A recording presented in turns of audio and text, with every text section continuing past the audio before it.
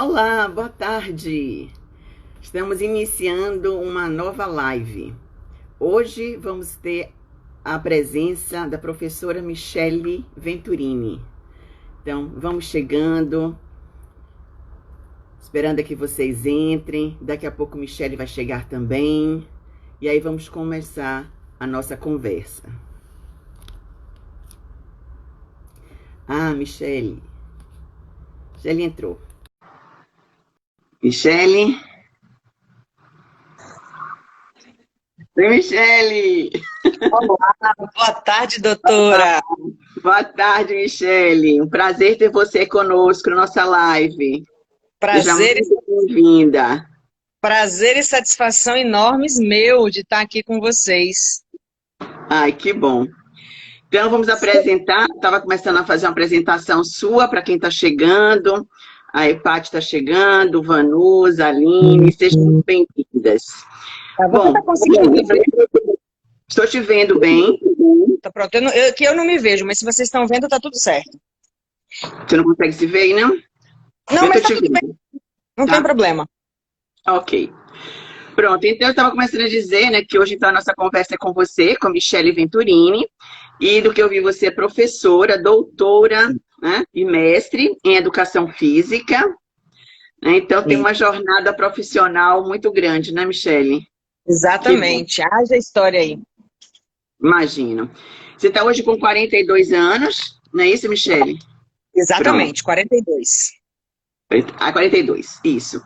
E, Michele, você está, né? Eu convidei você para que a gente pudesse bater um papo a respeito do câncer de mama. Na verdade, o nosso projeto é atrair as pessoas, não para a gente falar exatamente o que é o câncer, não é para falar, né, a especificidade do câncer, mas sim como é que é hoje, né, o envolvimento, essa percepção da mulher em relação ao câncer.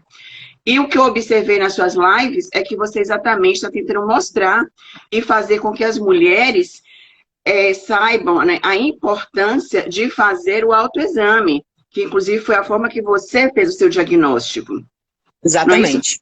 Então, me conte aí, por gentileza, Michele, como é que foi como foi que você notou esse nódulozinho na mama? Pronto, doutora Ana. Então, imaginem aí todo mundo que está assistindo, né? Vida normal, todo mundo tentando se adaptar a uma nova realidade que era o isolamento social. Faziam mais ou menos uns 30 dias que a gente tinha o decreto de isolamento social.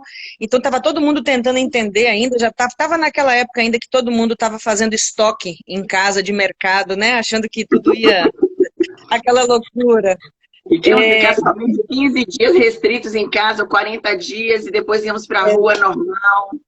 Ainda tínhamos esperanças de que seria apenas alguns dias. Isso. E aí, nesse movimento, eu vou tomar meu banho. Eu tenho o hábito de me cuidar muito, assim, sem exagero, sem nenhum excesso, mas tenho todos os meus cuidados, meus exames regulares, minhas mamografias sempre em dia. Eu tinha feito a última mamografia em novembro do ano passado. Ano de 2019. Isso. E aí, estava tomando banho e nesse dia eu falei, opa, lembrei, vou fazer meu autoexame hoje de novo, aproveitar que eu estou com calma, com tempo, e tomando banho, sabãozinho, fiz a minha massagenzinha na mama, e quando eu toquei na lateral externa da mama direita, eu não senti um carocinho, eu senti uma massa dura, uma coisa que não se configurava como nódulozinho, carocinho. Aí, prestei atenção, chamei minha esposa, falei, Liz, olha isso aqui, que coisa estranha. Ela colocou a mão e disse assim, nossa, Mi, que coisa estranha, pior que nós estamos em pandemia. Eu falei, pior, isso era uma sexta-feira. Eu disse, pandemia? Mas não tem nada que vai me segurar em casa, que eu não vou esperar esse negócio ficar aqui, não, que eu não sei lá o que é. Eu vou ver logo, eu vou atrás, liguei para a clínica, marquei mastologista para segunda-feira, e aí, quando o médico tocou na mama, ele já percebeu algo diferente, falou assim, ó, aí a clínica vazia, um período assim que as pessoas estavam muito afugentadas das clínicas, né, com medo, e aí eu desci para fazer ultrassom e mamografia imediatamente, fiz a mamografia, depois a ultrassom, e na ultrassom, o médico que fez a ultrassom, eu já estou acostumada com ultrassom há bastante tempo, eu vi que ele estava demorando bastante tempo, eu fiquei quase 45 minutos na ultrassom, e ele dizendo assim para a assistente dele, olha, isso daqui não anota não, deixa que eu registro. Olha aqui, isso daqui está diferente. Aí eu percebi que tinha alguma coisa diferente. Mas também falei assim, peraí, que a gente está muito tomado por pandemia, por todas essas coisas, fiquei meio assustada, mas vamos lá, vamos fazer. E aí, eu já subi para encontrar com o mastologista novamente, ele disse assim, olha, isso era 20 de abril, minha gente, 20 de abril, em plena pandemia. Aí ele me disse assim, olha, a gente precisa fazer uma punção disso aqui.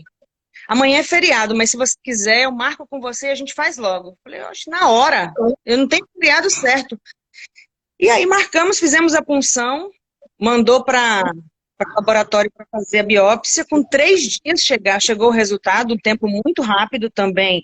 Por conta da pandemia, não tinha volume de exames para fazer. E aí, Michele, um câncer de mama. Temos um tumor. Tem os nomes que vocês entendem muito bem lá, que eu não sei dar nome e sobrenome para esse bicho, não. Mas estava lá. Aí foi desse jeitinho, fazendo o autoexame. E depois disso eu comecei a conversar com muita gente. Depois de passado esse primeiro momento, a gente pode falar mais dele, mas depois desse primeiro momento eu comecei a conversar com todas as pessoas que as mulheres ao meu redor, né? Milhares de professoras, alunas, amigas, família. E aí, gente, vocês fazem o exame de mama? Fazem o autoexame? Fazem o autoexame? Doutora, 90% delas dizem assim, não faço não. Não faço não. Eu falei, gente, não tô acreditando nisso não. Não faço. E uma me disse assim, não faço porque tenho medo. Eu disse, medo? Medo de machucar a mama? Ela disse, não, medo de descobrir. Sim. Eu fiquei assustadíssima, porque eu falei com muita gente, e ouvi de muita gente, que assim, não faço. Lógico, eu fazendo o exame regular, imagine aí, eu faço o exame regular todos os anos. Minha mamografia era de novembro. Ela não... 5 meses. Tinha 5 meses de exame. Exatamente. E ela não pegou nada que induzisse a isso. E aí, a gente sabe que os tumores de câncer crescem muito rápido, hoje eu posso dizer isso, são células que se reproduzem muito rápido. A gente acha que a gente está seguro somente com isso, mas se mensalmente a gente não fizer Quem conhece mais o nosso corpo não é o nosso ginecologista nem o nosso ginecologista. É a gente. Me permita, né? É a gente que conhece esse corpinho lindo e gostoso. Então, falei, vou fazer um carinho no meu corpo. E aí, nessa pegada, eu falei, olha, a mamografia não viu isso aqui, mas tem uma coisa absurda aqui, monstruosa. E nem era monstruosa, né? Enfim, esse primeiro encontro com o nosso foi esse contato com do autoexame. Pois é, para você ver. Michele, a sua história é uma história que se repete diariamente no consultório. A maior parte das mulheres, elas não querem fazer o autoexame, muitas delas porque acham complicado, acham difícil reconhecer alguma coisa, e é uma grande maioria porque tem medo. Então, assim, o que a gente precisa cada vez mais, e olha que as mídias sociais, né, que a gente tem falado a respeito do câncer de mama, todos esses outubros rosa, que na verdade é uma massificação da informação. É assim, praticamente a gente quer entregar, né, nas mãos da paciente a informação, custe o que custar. A gente vai para televisão, a gente vai na rádio, a gente vai no jornal, nas revistas, ou seja, em todos os lugares, durante principalmente, né, um mês, que é o mês de outubro, porque aquele mês foi escolhido para se representar, né, o câncer de mama para as mulheres, é um mês que a gente massifica realmente a informação. Mas parece que depois de passado o mês de outubro, né, as pessoas esquecem da importância de se tocar, de se autoexaminar. Acham que isso é uma coisa difícil, que só o médico deve fazer, só o ginecologista, ou seja, deixam para lá. Infelizmente, a gente encontra exatamente casos como o seu. E a paciente muitas vezes se surpreende. Poxa, mas eu vinha fazendo a mamografia regularmente. Eu disse, ainda bem que a senhora vinha fazendo regularmente. Porque se a senhora não fizesse, quando fizéssemos o exame, o diagnóstico, ele seria tardio. Nós não teríamos nem a condição de lhe oferecer um tratamento. Verdade. Nós estaríamos fazendo aqui uma terapia paliativa meramente para a senhora. Estaríamos retrocedendo ao que acontecia 30 anos atrás, onde os métodos de exame eram extremamente falhos, aonde a mamografia não tinha a resolução que tem hoje, aonde a ultrassonografia não tinha essa definição de imagem que temos hoje. Então, são períodos diferentes. Então, assim, nós falamos de 30 anos atrás, é uma outra história, né? Perfeito. Agora, estamos num novo tempo, num novo mundo, onde não se justifica que a gente não se toque, né? Que a gente não procure conhecer o nosso corpo. Eu não falo nem só mama, a gente precisa conhecer o nosso corpo todo, as nossas partes íntimas. É nos cuidarmos, é sermos mulheres, né? É termos essa atenção conosco. Perfeito. E, infelizmente, muitas pessoas, muitas mulheres ainda não fazem isso, não querem ter esse contato, né, íntimo, realmente, né, com o nosso corpo. E acontece isso, de fazermos, muitas vezes, diagnósticos tardios. Mas aquelas que fazem o acompanhamento, que tem realmente esse hábito de fazer a mamografia anual, a ultrassonografia mamária a cada 6 meses, de se tocar, elas vão sim ter a possibilidade de fazer um diagnóstico precoce. Perfeito. E nós temos hoje, como médicos, de dizer ao paciente, nós lhe daremos a cura. Porque nós sabemos hoje que nós temos um arsenal terapêutico, medicamentoso, para oferecer isso. Então, não temos mais por que ter o medo e pensar, como pensávamos antigamente, que, não, se eu tiver um câncer, eu estou fadada a morrer. Isso é uma história muito antiga. Né? Hoje, então a gente precisa exatamente de mulheres como você para mostrar às pessoas que a gente sim, a gente tem que se tocar, temos que sermos nós a conhecer o nosso corpo e caso a gente perceba alguma coisa diferente, procurar imediatamente ajuda, sem ter medo.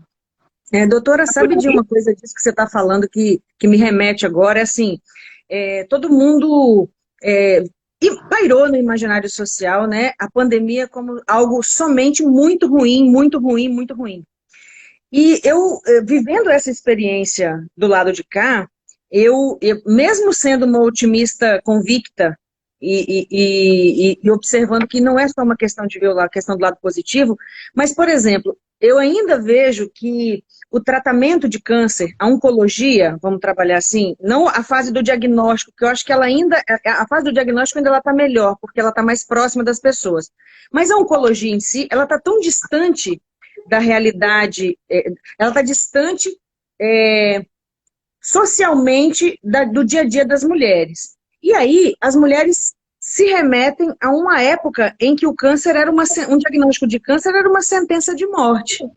E aí elas estão com isso tão forte que hoje, ao receber um diagnóstico nesse cenário novo que a gente tem, de tratamentos diferenciados, medicações menos invasivas, menos desgastantes, com outras opções integrativas em paralelo que possam ajudar a mulher a superar isso, elas se bloqueiam tanto e não reconhecem o avanço dessas técnicas, né, dessa medicação, desse tratamento, e por isso se fecham. E se entristecem a tal ponto de complicar seu próprio tratamento e de adiar. Né? Eu digo assim, a minha oncologista diz que o meu caso é um caso meio recorde, mas é um caso meio recorde porque é um hábito de procurar e encarar as coisas assim, olha, fiz autoexame, achei um nódulo, vou marcar consulta. Vi uma consulta, no outro dia é feriado, dá para fazer a punção? Bora fazer a punção, não dá tempo de ficar chorando, não deu tempo de me permitir isso. Chegou biópsia, certo? Tem que fazer o quê então? Tem que fazer cirurgia? Bora sentar então para ver o que vai fazer? Cirurgia, quimioterapia primeiro? Sim, cirurgia leva quanto tempo? Qual hospital que não tem Covid? Eu queria essa opção, existe essa opção? Né? Porque até isso.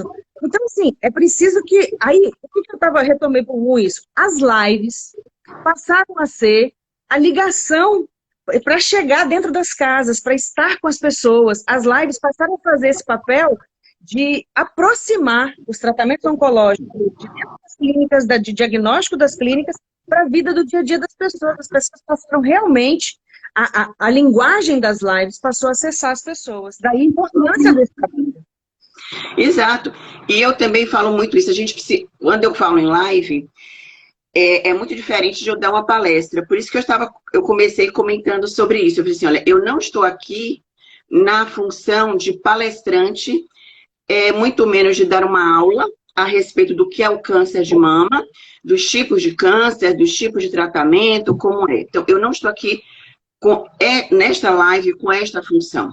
A minha função aqui é compartilhar a sua história, é entender o que está acontecendo com as mulheres, até para que nós, mulheres, nós mulheres médicas também, nós profissionais da saúde, nós enfermeiras, nós técnicas de mamografia, técnicas de radiologia, ou seja, nós recepcionistas, ou seja, todas as pessoas que de alguma forma vão lidar, né, com o paciente oncológico, ou vamos iniciar ainda com o paciente ainda que não sabe que tem um câncer. Não é isso? Não é só o paciente que já sabe que tem um câncer, né?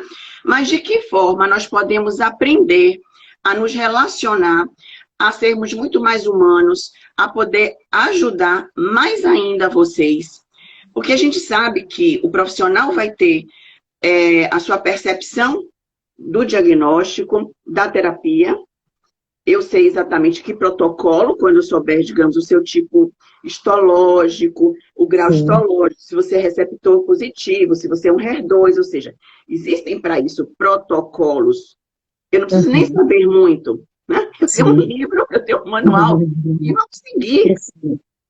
Mas a gente precisa saber lidar com as pessoas, né? Entender isso, essa relação humana. Eu sou apaixonada por um filme, né, que é do Pet, né, esqueci o nomezinho dele agora, William Robbins. Robin Williams. Né? E que ele fala sobre isso, né, um estudante, ele está no hospital e ele vê que precisa ter realmente essa humanização no atendimento. E eu acho que o que a gente está querendo aqui, o que eu gostaria de, no final de cada live, é deixar para as pessoas que todos nós temos um papel muito importante conosco, mulheres, e nós que estamos, né, ou vivenciando ou nos relacionando de alguma forma com o paciente oncológico. Perfeito. E aí, nesse momento, inclusive, Michele, eu sei que você disse assim, eu não chorei, mas eu acho que em algum momento você chorou. Chorei. Michele, como é que é receber realmente, né? Você foi corajosa, você quis enfrentar, mas lá no fundinho, como é que foi, como é que é, para quem está desse outro lado, receber o diagnóstico, dizer, você está com câncer de mama? Doutora, eu vou contar um segredo. Não fui corajosa, não. Não? Me cagando de medo, me tremendo toda, e assim, a leitura que eu tinha não era que eu era cheia de coragem, eu estava cheia de medo. Mas alguma coisa maior me fazia me movimentar, que era assim, ó, deixa esse medo aqui, porque agora a vida está me pedindo outra coisa. Eu tô com medo, porque assim, a leitura que eu tenho é que a gente não deve pedir para a gente ser corajoso, a gente deve pedir para que no momento em que tivermos medo, que a gente tenha força para encarar o medo. Né? A coragem não é ausência do medo. É quem encara os seus medos. Com medo. Isso. Então eu fiquei com muito medo, me bateu um frio na espinha de cima a baixo, gelada, minha esposa estava do meu lado, segurei a mão dela, ela estava mais pálida que eu, mas porque eu já estava nesse movimento interno de assim, eu preciso ser forte agora. E esse forte agora foi para dar encaminhamento às coisas. 3 dias depois, foi o primeiro dia que eu chorei. E aí eu chorei muito. Chorei assim de... tá correndo risco de eu sentir revolta, correndo risco de eu balançar na minha fé, de eu me questionar por que eu... E aí, rapidamente também, eu falei, não, peraí, eu vou chorar, eu preciso me aliviar com isso. Mas aí entram outras questões espirituais, né, das crenças de cada um de nós tem as suas crenças, e eu acredito assim, É preciso acreditar, inclusive, que os tratamentos, a medicina, as medicações são frutos de uma inspiração divina que fortalece as pessoas para estudar, fortalece as pessoas para pesquisar, né? Não é algo, não é um rasgo da humanidade e nem da espiritualidade. É trabalho, é suor, é investimento de muita gente. Então eu chorei muito, mas eu tive colo também, né? Eu fui pedir colo. Eu pedi que eu precisava chorar, eu também fui buscar imediatamente, assim, nesses 3 dias eu já busquei ajuda espiritual, na minha crença, eu busquei a fisioterapeuta que já me acompanhava com algumas práticas integrativas e ela já me acolheu do ponto de vista técnico e do ponto de vista humano, me dizendo assim, olha, tem muitas opções, mas elas não substituem o seu tratamento oncológico, elas vão te ajudar a passar por ele. Você tem que buscar isso. Apoio da minha família. Eu não tenho nenhum familiar de sangue aqui na Bahia. Eu sou capixaba, esqueci de falar isso no início. Eu sou capixaba do lado do Espírito Santo, eu moro aqui há 16 anos, mais ou menos. E na pandemia não era possível que ninguém de lá viajasse para ficar comigo. Nem você ir para lá. Não era possível que minha mãe viesse me dar um abraço, que meus irmãos, minha cunhada, ninguém, não era possível. Eu tenho aqui a minha esposa e aí os amigos e a família dela. Então, é um baque, a sua pergunta é sobre como é que é. É um baque, ninguém espera, eu não desejei isso, eu não quis ficar doente, mas era preciso pensar assim, diante desse diagnóstico, ele está aí, ele está aqui na minha frente. Eu tenho 2 opções. E uma delas me joga para a possibilidade de eu buscar o meu tratamento. A outra me coloca num lugar de vítima, de pena, enfim, um lugar que não me levaria para lugar nenhum. E aí eu fiz a opção por essa, é assim, como é que eu sou na minha vida diária? Eu sou uma pessoa que encara as coisas, eu sou uma pessoa que quando eu tô com medo, eu finjo que eu não tô e eu vou, porque são coisas importantes de fato, né? Então eu sentia dor, mas eu não podia me entregar aquela dor. Porque eu tenho uma filha de 9 anos, eu tenho minha esposa, eu tenho minha família, meu trabalho, eu tenho a mim. Eu tenho vários motivos para eu viver. Eu estou, né? Então, eu nunca. Aí me perguntaram também, assim, não sei se você tinha pensado nisso, mas assim, Michele, você ficou com medo de morrer? A fisioterapeuta esse dia me perguntou. Eu disse, puxa vida, eu sei que é estranho dizer isso, mas eu não fiquei com medo de morrer em nenhum momento. Agora eu fiquei com pena de morrer. Aí ela, como assim? Em alguns momentos eu pensava assim, será que eu vou morrer agora? Porque tem tanta coisa boa que eu estou fazendo, eu estou trabalhando, minha filha, seria muito chato morrer agora. Então, mas era uma forma de suavizar. Sabe? Outra coisa, doutora, que eu diria assim, passei pelo impacto, vamos começar, Michele, eu sou uma pessoa que levo tudo muito, fiz minha dissertação de mestrado, minha tese de doutorado, tudo tentando trazer uma leveza para isso. Você deve saber muito bem, vida acadêmica não tem nada a ver com leveza. Mas eu dizia assim, olha, eu não vou adoecer por conta de uma tese, por conta de uma dissertação, eu preciso passar por isso de forma leve, então eu tenho que dar leveza a isso. Então, quando eu tive o diagnóstico, daí 1 ou 2 dias, Michele, vamos brincar com isso, vamos dar leveza a isso, levar a sério o que tem que levar, e vamos dar leveza. Como é que foi isso? No dia que o doutor marcou, que ia marcar a cirurgia, lembra que eu falei diagnóstico 20 de abril, dia 24 ou 25, eu estava com ele decidindo a cirurgia. E ele disse assim, olha, Michele, uma mama, a gente vai fazer um quadrante da sua mama, você não vai precisar retirar a mama toda. Uma mama vai ficar pequena e a outra vai ficar grande. Eu era muito grande. Aí ele disse assim, doutor, se o senhor dissesse para mim hoje que tem que tirar as 2 mamas, eu ia estar tranquila também, porque eu já cheguei aqui para qualquer coisa. Aí ele falou, mas também existe uma outra opção hoje, disponível, né? Que é, como você tem muitos nódulos na mama esquerda, que não era a mama doente, a gente pode, se você tiver disposição, a gente pode abrir as 2, e aí eu retiro os nódulos dela e faço uma equalização das 2, ainda dou uma suspendida. Aí eu brinquei com ele na hora de como é isso?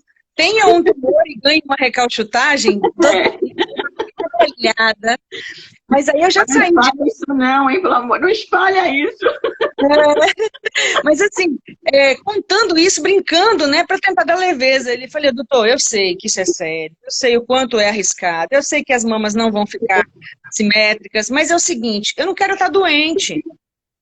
Eu não quero estar doente, eu quero estar feliz, estar bem. Então, eu tentei dar o tempo todo leveza com isso. Eu precisava pensar também na minha família que estava lá no Espírito Santo, que hoje, pela internet, né, a gente podia fazer chamada de vídeo todo momento, mas mesmo assim, é um momento, sim. É mentira quem diz que não sente nada, é um momento de impacto, mas é preciso que a gente também olhe para esse impacto e diga assim, peraí, vamos lá, sacode a poeira, dá uma de baiana retada, que você não é Michele, mas vamos lá. Vamos para frente, vamos fazer o que tem que fazer. Está na mão de bons profissionais, acho que isso também é tudo. Uhum. Não, com certeza. E você vê o seguinte, Michele, pelo que eu entendi da sua história, você também já tinha nódulos, né, mamários, ou seja, por isso então você tinha também todo esse cuidado de estar fazendo seus exames com essa regularidade. Não é isso? Isso, eu tinha vários nódulozinhos e sempre fazia esse cuidado para não deixar crescer. Exato. Então, ou seja, também é muito importante a gente colocar para as pessoas, né, para as mulheres isso, ou seja, quem tem nódulos nas mamas, ou seja, alguma patologia mamária benigna, merece fazer um controle ainda mais rigoroso.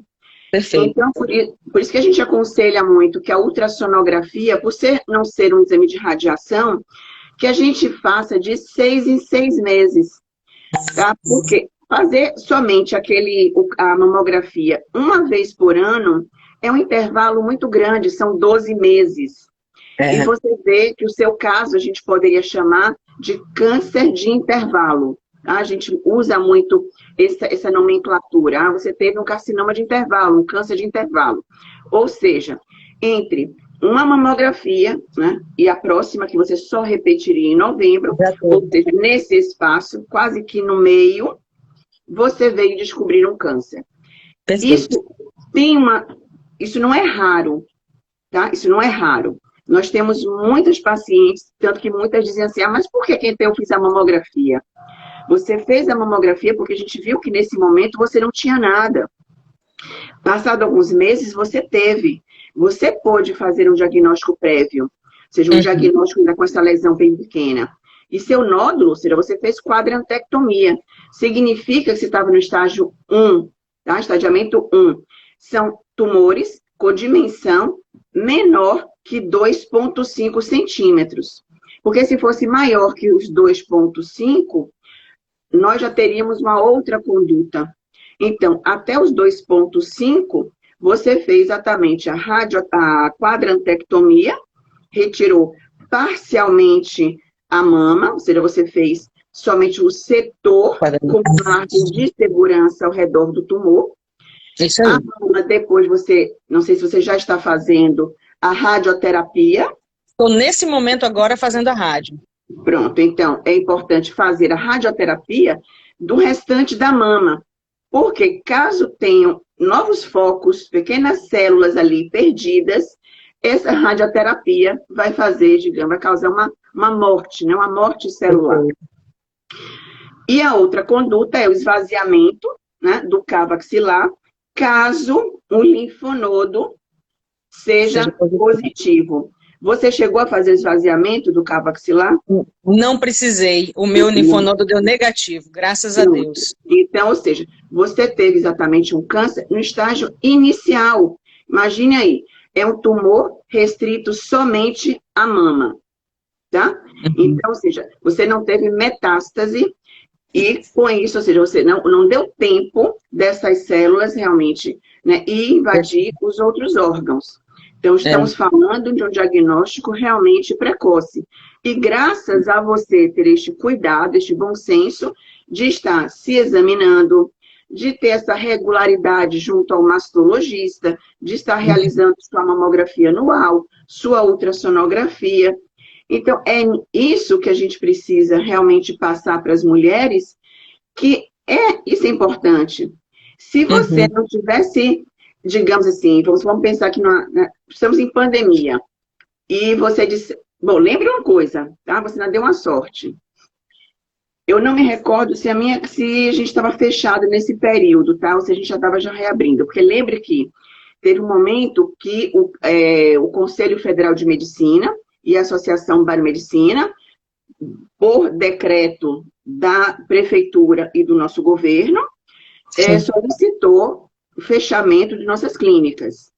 Então, por exemplo, nós ficamos 40 dias fechados, até que fôssemos autorizados à reabertura.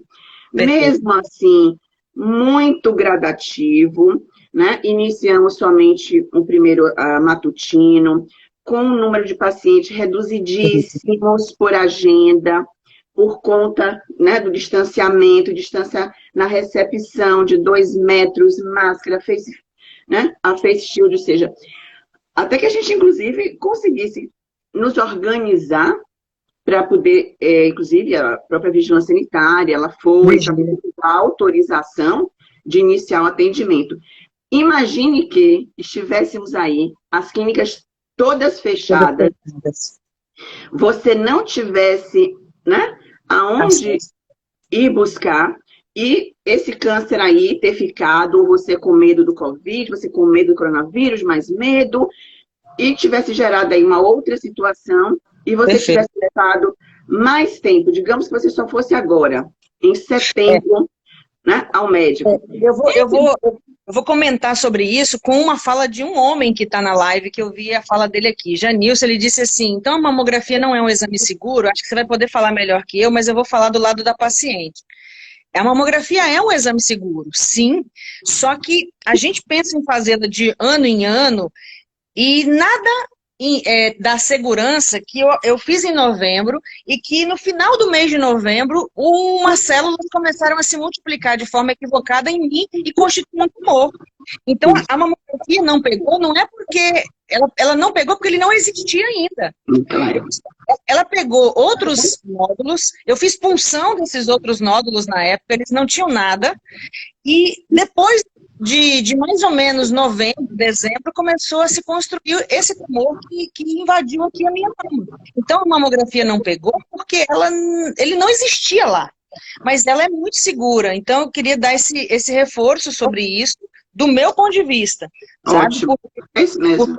Que ela é um exame seguro, sim. Mas daí a importância do autoexame, que nesse intervalo você vai acompanhando seu corpo. Olha, eu fiz mamografia em novembro, em dezembro eu vou tocar aqui, aparece alguma coisa, em janeiro, né? E sim, a parte da sorte, a parte do universo, contando aí com as clínicas, eu busquei as clínicas na segunda semana que vocês tinham voltado a trabalhar. Né, que vocês passaram a voltar a trabalhar, eu senti, imediatamente procurei.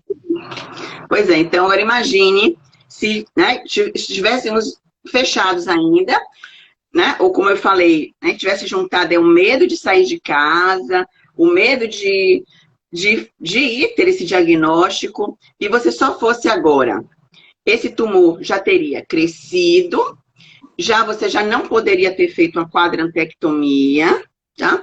Aí sim, você não teria nem escolha, nem essa opção. Né? E além disso, eu vou dizer outra coisa.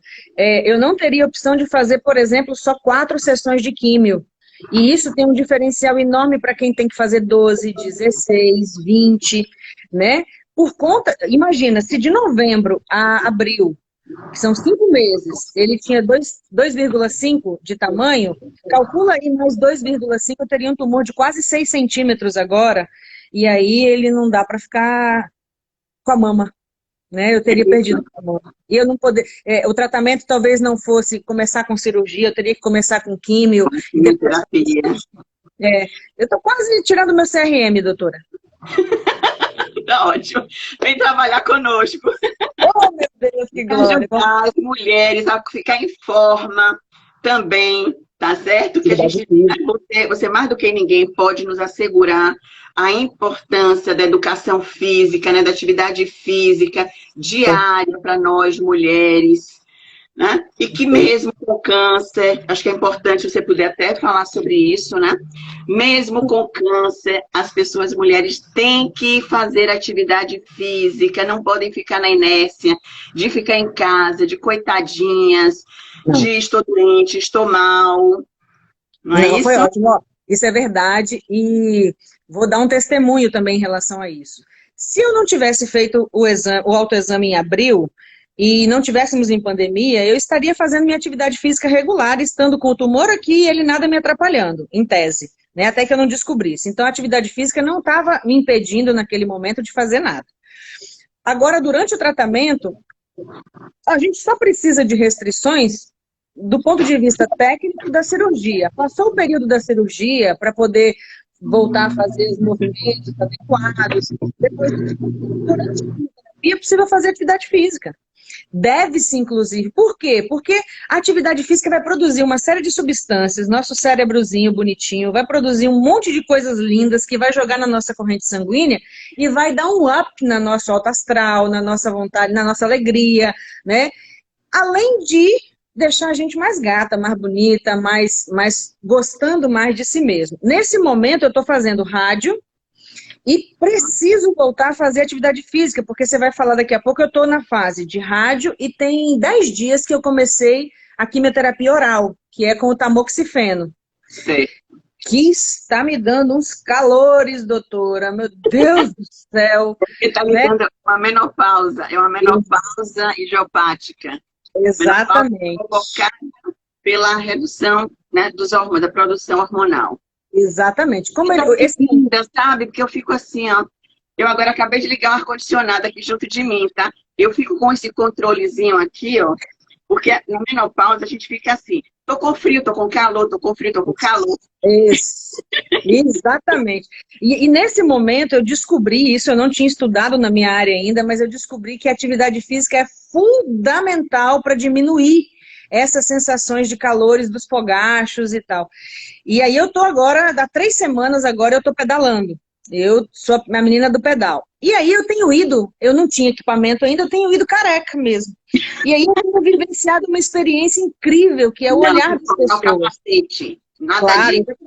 eu já comprei meu capacete, mas é preciso relatar que no período que eu estava sem o capacete, com a careca exposta, e as pessoas que eu encontro de bicicleta ou caminhando com um olhar assim, oh, ela tá com câncer e tá caminhando e tá pedalando. E assim, é preciso que a gente se coloque, acho que uma coisa importante que você falou é assim, não nos coloquemos no lugar de coitadinha. Esse lugar não é lugar de mulher. Nós não precisamos desse lugar. Nós não precisamos ser a retadona de tudo. A gente precisa cuidar de si. A gente precisa fazer aquilo que é bom para nós. E se é importante, se a médica orientou, Michele, faça atividade física que vai diminuir seus calores. Eu é que sei o pânico que dá a hora que chega aquele calorão que me ensopa de cima a baixo. Eu tenho medo de dar esse calorão na rua, eu arrancar roupa na rua. Em casa eu posso fazer, mas na rua eu não posso. Aí agora, quando eu faço atividade física, já estou percebendo que eles são menores. Eles são menores em quantidade e intensidade. E, meu Deus, eu tenho 42 anos, está passando por isso agora, né? E por quê, né? As mulheres podem estar se perguntando. Esse remédio, o meu não. Outra coisa que eu aprendi, esse tumor não é meu. Ele entrou de intruso aqui. O tumor que eu tive, ele é sensível, vou falar assim, ele é sensível ao estrogênio, que é um hormônio que nós produzimos, que nós temos. Então, esse remedinho que eu vou tomar, por 5 anos, por enquanto, é um remedinho que vai bloquear as ações do estrogênio, né? E eu não devo ter, meu corpo não pode ter acesso ao estrogênio, porque senão estimula as novas células desse tumor a se produzirem novamente. Como eu não estou querendo visita indesejada para os próximos anos da minha vida, eu preciso me cuidar com essa medicação. Ela tem os seus efeitos colaterais, mas também eu preciso dela. Eu vou fazer o quê? Eu vou conviver com ela. Mas começou no início, viu, Michele? É a mesma coisa que a menopausa, tá? No início, é tudo muito diferente. Então, a gente tem, na verdade, como se fosse uma queda brusca, né, dos níveis hormonais. Ou seja, eu vinha toda fagueira, né? Ou seja, exalando meus hormônios, meus feromônios, né? Todo sensual, né? E, de repente, mais do que de repente, anuncia-se esta menopausa, ou seja, há este declínio, há esta queda dessa produção hormonal. E aí, nesse momento, a gente começa exatamente a sentir, a ter esses sintomas, esses fogar, a gente começa a ter insônia, tem uma irritabilidade. É como se a gente estivesse numa TPM. Permanente, TPM permanente. Aqui tem a TPM, não vai ser permanente, não. Então, a gente espera também que a menopausa, esses sintomas, eles também vão... Ah, legal. E principalmente com isso, porque a gente começa a aprender, a conviver, né? 2, a saber que momentos eu realmente vou ter mais esse calor e como é que eu posso fazer para estar melhor, que alimentos eu posso estar consumindo ou não devo consumir. Perfeito. Atividade física. Por exemplo, eu encontrei para mim algo que me ajuda muito. Eu faço hidroginástica, eu não deixei de fazer minha atividade física durante a pandemia e estamos no inverno. Então, você imagine, a minha piscina, ela é gelada. Então, eu entro e digo assim, olha, eu sou uma mulher super corajosa, porque homem, lhe juro, seriam poucos a entrar nesta água gelada como ela está. Mas é um momento que eu me sinto tão bem, tanto que eu tô bronzeada, tá? Tô bronzeada. Por quê? Porque eu tomo sol, quer dizer, no dia que tem sol, eu aproveito aquele horáriozinho da hidroginástica, ou seja, eu tô numa água fria, que me faz super bem, porque eu tenho que fazer mais atividade ainda para eu conseguir aquecer o meu corpo. Então, eu não paro de mexer dentro da piscina, né? Então, é muito bacana aquela água fria para a pele, eu acho que é super bacana. E eu tomo sol, então eu estou tomando minha vitamina D. Eu estou tomando um banho frio, que é muito importante para a saúde, tá? Muito importante para a pele, né? Para a nossa articulação. Ou seja, eu considero uma super atividade física. Eu sou fã de água. Excelente. Natação, fã de tudo que fala de água, eu sou apaixonada. E acho que ajuda. Então, a gente começa a reduzir esses sintomas que nos incomodam tanto.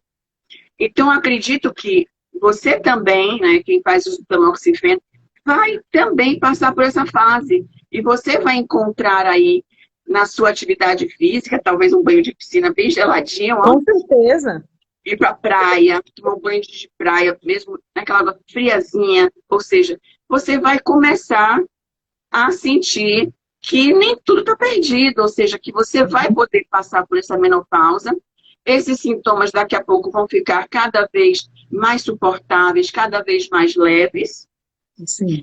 E a gente vai aprendendo a lidar com isso, porque afinal de contas a gente vai ter que chegar na terceira idade. Exatamente. Na terceira idade, Michele. Tá certo? Então a gente tem que passar por essa fase e irmos, até lá o máximo que a gente puder. Então, a gente passa por um monte de fases. A mulher é isso, né? Nós somos esse... Então, acho que é por aí. Michele, eu estou vendo aqui que tem várias perguntas, eu queria até responder aqui. Realmente fizeram essa pergunta que você colocou, da mamografia, e vamos dizer que realmente a mamografia é muito importante. Perguntaram sobre caminhada, realmente caminhada ajuda imensamente. Existem também, né, alguns alimentos, né, que ajudam bastante a gente não ter todos esses sintomas. A gente sabe o poder do limão, por exemplo, né, o poder do própolis para melhorar nossa imunidade. Eu falei, inclusive, numa live passada, a respeito do shot, que é... Só um minutinho aqui. Ok. Uma pergunta que chegou aqui pra gente. A nossa nutricionista, Chamara, ela prescreveu pra gente, e eu estou usando, um shot que eu tomo de manhã, que é um limão espremido, com 10 gotinhas de própolis, um pouquinho de açafrão, delícia, tá? Aquilo ali, com um pouquinho só de água bem geladinha, porque aí eu faço aquele shotzinho, naquele copinho pequenininho, e tomo ali toda manhã. Ou seja, ele ajuda a minha imunidade, né? E me faz um bem muito grande. E muitas vezes, quando eu subo da hidroginástica, eu tomo um copo de água grande, com o limão espremido, com mais 10 gotinhas do própolis, às vezes mais um pouquinho de açafrão, ou seja, aquilo ali me revigora.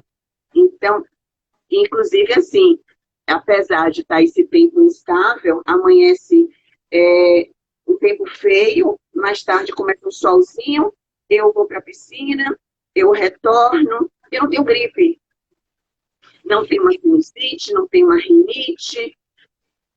Então, assim, a gente tem que estar aprendendo, acho que cada dia eu aprendo. E eu aprendi com vocês, tá? Então, assim, eu fico, assim, hoje apaixonada por chegar os meus domingos para poder ter essa conversa, porque eu vou aprendendo muito com vocês.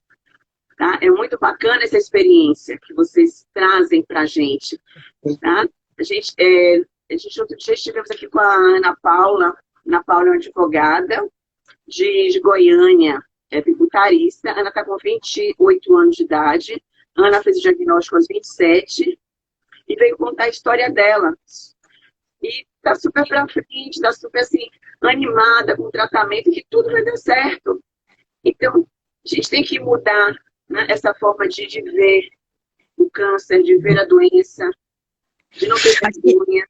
Eu acho que nisso que você está dizendo, doutora, é importante destacar aqui para as pessoas que eu tive uma experiência muito, muito positiva com as práticas integrativas em paralelo ao meu tratamento, né? Assim que eu soube, eu conversei com a fisioterapeuta que trabalhava comigo, né, que me atendia, e aí ela falou assim, olha, Mi, primeira coisa que nós vamos cuidar é de alcalinizar o seu corpo. Você precisa ir para a cirurgia, né, com o menos ácida possível. Estou falando de forma grosseira. Sim. E aí ela cuidou, junto com a nutricionista, de toda a minha alimentação, para que tirássemos da minha alimentação tudo que fosse inflamatório. Com os doces, principalmente. A carne vermelha, o doce, o leite, tudo que fosse me inflamar. Eu fui para a cirurgia linda, assim, né, com esse cenário. Minha recuperação de cirurgia enorme, 2 mamas, foi muito, muito feliz por conta disso. E assim que a gente passou essa fase de recuperação e ia iniciar a quimioterapia em 20, 22 dias, ela começou, olha, Mia, agora a gente vai trabalhar com a sua imunidade. Vamos fortalecer a sua imunidade e preparar o seu corpo para ele reagir bem à quimioterapia, que é uma quantidade imensa de medicação que você vai tomar. E aí eu trabalhei com LED, com laser, com capacete de LED, com a microfisioterapia, com práticas manuais, com ozônio. Eu sou uma usuária do ozônio que estou me dando muito bem com ele. Eu estou tendo retornos muito positivos, tanto do ponto de vista tópico, quanto do ponto de vista injetável e do ponto de vista retal. Isso não substitui, é importante dizer isso, não substitui nenhum tratamento médico, nenhum. Mas eles me ajudaram demais a estar bem durante o processo de quimioterapia e pós o processo de quimioterapia. Continuo hoje passando pela rádio sem ter sequer mancha escura na minha pele. Eu sou muito branquinha e a radioterapia ela vai criar uma radiação que vai manchar um pouquinho a pele, pode dar até queimaduras como efeito colateral.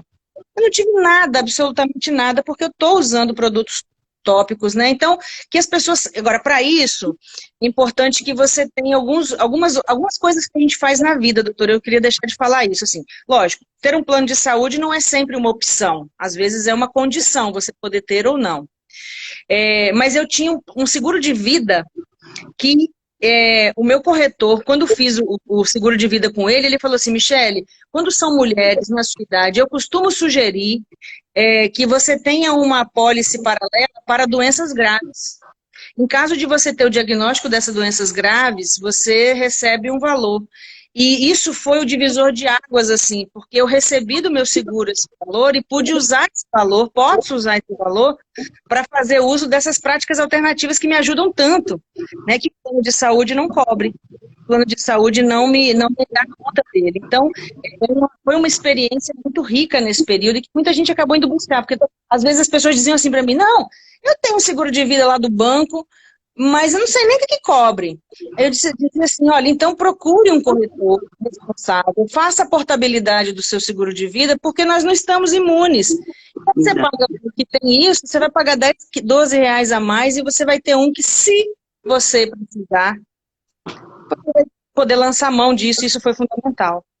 Isso é muito importante. Inclusive, eu tenho esse seguro já há muitos anos, eu renovo realmente ele. É importante que realmente todas as pessoas tenham.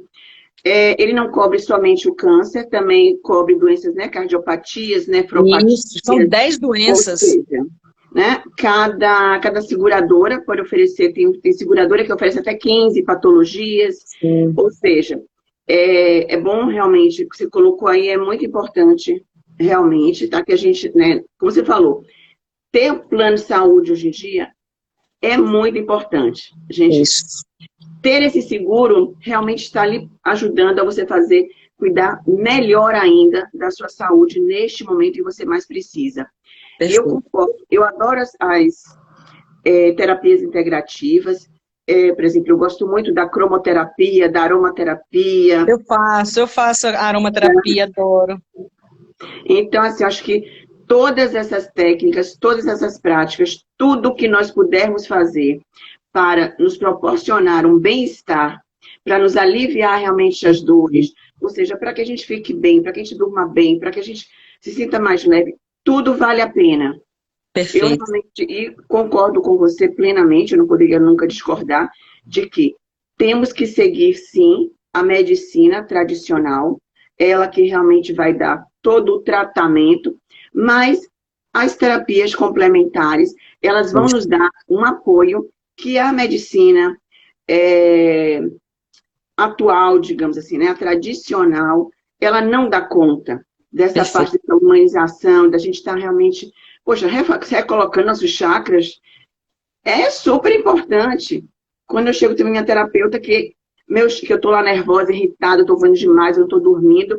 Mas, doutora, você já chegou também, quando chega aqui, não tem mais nenhum chakrazinho funcionando, né? Estão todos aqui parados, estão todos aqui andando, né, no horário contrário, né, do relógio. Eu falei assim, eu não tive tempo de vir aqui. Mas aí eu fico assim, não, mas eu vou ficar todo mês indo. Mas chega um momento que eu não consigo. Mas é importante, né? É importante que a gente busque realmente, que a gente faça uma massagem, que a gente receba esse toque no nosso corpo, que para aliviar as dores, que a gente faça ventosa, que a gente faça acupuntura, todas as terapias que a gente puder, que estiver ao nosso alcance. A microfisioterapia é maravilhosa, tá? Eu fiz com o profissional Éder Vasconcelos, na época que eu fiz. Foi maravilhosa. Então, assim, a gente tem que estar lançando mão de tudo que está ao nosso alcance, né? Para a gente poder ficar bem. Se está disponível, né? Se a gente puder ter, né, à disposição, pudermos fazer, é importante. Né? Eu vou responder aqui uma pergunta que fizeram aqui para a gente a respeito de nódulos mamários, se é importante que a gente faça ultrassom de quanto em quanto tempo. Então, a nossa orientação é que quem tem patologia mamária benigna, faça, se já tiver com mais de 35 anos, faça uma vez ao ano a mamografia e repita e faça a ultrassom. Uma junto com essa mamografia e a outra com 6 meses. Caso você note durante o seu autoexame em casa que os nódulos cresceram, volte ao mastologista, peça para reavaliar. Você pode fazer ultrassonografia até mensalmente, se for o caso, porque é um exame inócuo.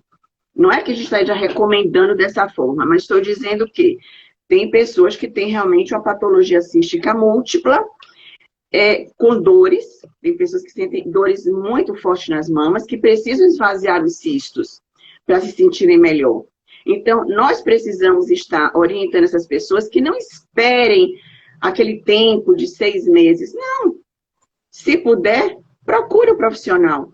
E sempre falando da mastologia. Já aconteceu na outra live, uma discussão que a gente ficou assim, muitas pessoas diziam assim, mas eu vou no meu ginecologista. Eu dizia assim, olha, não tem problema, mas vá também no mastologista. Porque eu, por exemplo, eu sou de formação ginecologista obstetra, mas eu sou especialista em mastologia. Eu posso, em algum momento, lhe ajudar com alguma coisinha. Se você me disser assim, estou aqui no médico, um ginecologista viajou, né, sumiu na pandemia, precisa de um creme ginecológico. Eu sei prescrever. Mas, se você tiver o seu ginecologista, eu vou dizer, olha, vá para o seu ginecologista. Porque você precisa fazer um exame local para saber do que se trata. E realmente usar o creme adequado. Com a mama, é a mesma coisa. O ginecologista, ele vai fazer uma palpação, mas ele não tem um aprofundamento sobre isso. Então, para as mamas, é importante que procure sempre o mastologista. É o médico, é o profissional especialista nas doenças da mama. E o oncologista é aquele profissional especializado quando você tem um diagnóstico de câncer. E aí, tanto aqui em nossa clínica, nós também temos a nossa equipe de oncologia, para que a gente possa fazer de uma forma combinada, né, conjugada, esse tratamento. Então, é muito importante ter essa equipe multidisciplinar para tratar, para cuidar das mulheres. E é isso, inclusive, a proposta da nossa clínica, né? A clínica da mulher. É para atender as mulheres nas várias especialidades. Então, se você tem um nódulo na mama, procure um especialista. Né? Não ficou satisfeito? Procure um outro, procure uma segunda opinião. Tá? Nós não somos perfeitos. Tá? Você pode gostar de mim, eu pode não gostar. Eu não vou poder agradar a todos. Né? Então, eu sempre digo o seguinte, eu não tenho receio de forma nenhuma. Se você não gostou de mim, procure outro profissional. Se na minha clínica não gostou de uma profissional, procure outra. Tá? Nós temos uma equipe grande, porque nós não somos iguais. Nós vamos ter pacientes que queiram falar, outras que não querem conversar muito. Nós temos de tudo, desse universo. Então, assim, temos uma equipe. O que a gente precisa é nos comunicar e não deixar para lá, seja lá qual for a doença. Com pandemia, sem pandemia. É isso aí. Ô, Michele, foi ótimo conversar com você. A pessoa adorou. Tá? Que bom. Parabéns por essa garra, por sua coragem. Obrigada. Eu vi uma live que você fez com a Aninha, falando sobre o crush. Um dia eu vou fazer uma live com a Aninha. A minha ideia também é fazer uma com ela, para falar de como é que ela reagiu ao diagnóstico também, porque entra nesse cenário também. Né? Mas eu vi que ela ficou muito tranquila. Eu vi você. A condução foi legal. Doutora, foi um prazer conhecer o trabalho de vocês e um prazer enorme estar aqui com vocês hoje, viu? Muito obrigada pela confiança. Que bom. E eu estou à sua disposição, tá certo? A nossa clínica, no que você precisar, uma orientação, bater papo, o que for. Certamente procuro, viu? Muito obrigada. Nada. Então, tchau, tá? E desejo a todos vocês um ótimo final aí de domingo e uma excelente semana. Tá? Certo, muito obrigada. Um grande beijo para vocês. Fiquem em paz. Deus te abençoe. Obrigada. Amém. Tchau, tchau. Tchau, tchau.